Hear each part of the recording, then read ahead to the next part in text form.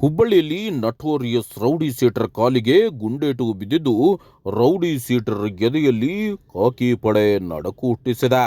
ಹುಬ್ಬಳ್ಳಿಯಲ್ಲಿ ರವಿವಾರ ನಡೆದ ರೌಡಿ ಶೀಟರ್ ಗ್ಯಾಂಗ್ ವಿಚಾರಕ್ಕೆ ಸಂಬಂಧಿಸಿದಂತೆ ಪೊಲೀಸರ ಮೇಲೆಯೇ ಹಲ್ಲೆ ಮಾಡಿ ತಪ್ಪಿಸಿಕೊಳ್ಳಲು ಯತ್ನಿಸಿದ ರೌಡಿ ಶೀಟರ್ ಕಾಲಿಗೆ ಪೊಲೀಸರು ಗುಂಡೇಟು ಹಾಕಿದ್ದಾರೆ.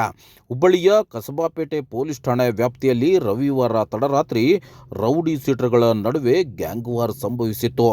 ಈ ಪರಿಣಾಮ ಜಾವೂರ್ ಎಂಬಾತ ಗಂಭೀರವಾಗಿ ಗಾಯಗೊಂಡಿದ್ದ. ಆತನನ್ನು ಹುಬ್ಬಳ್ಳಿಯ ಕಿಮ್ಸ್ ಆಸ್ಪತ್ರೆಗೆ ದಾಖಲು ಮಾಡಿ ಚಿಕಿತ್ಸೆ ಕೊಡಿಸಲಾಗುತ್ತಿದೆ.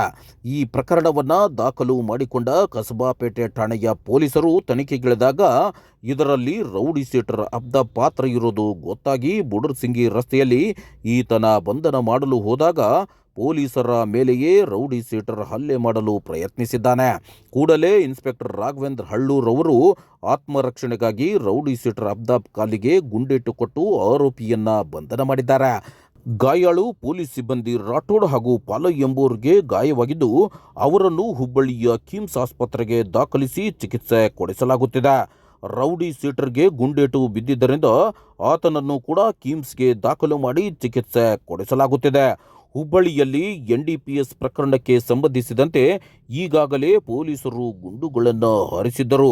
ಇದೀಗ ರೌಡಿ ಶೀಟರ್ ಮೇಲೆಯೂ ಗುಂಡು ಹಾಕಿದ್ದು ರೌಡಿಗಳಲ್ಲಿ ನಡುಕು ಹುಟ್ಟಿಸಿದ್ದು ಒಟ್ಟಾರೆ ಹುಬ್ಬಳ್ಳಿ ಧಾರವಾಡ ನಗರ ಶಾಂತಿಯುತವಾಗಿ ಇದ್ದರೆ ಸಾಕು ಎನ್ನುವ ಮನೋಭಾವನೆ ಪೊಲೀಸರಲ್ಲಿ ಬಂದಿರುವುದಂತೂ ನಿಶ್ಚಿತ.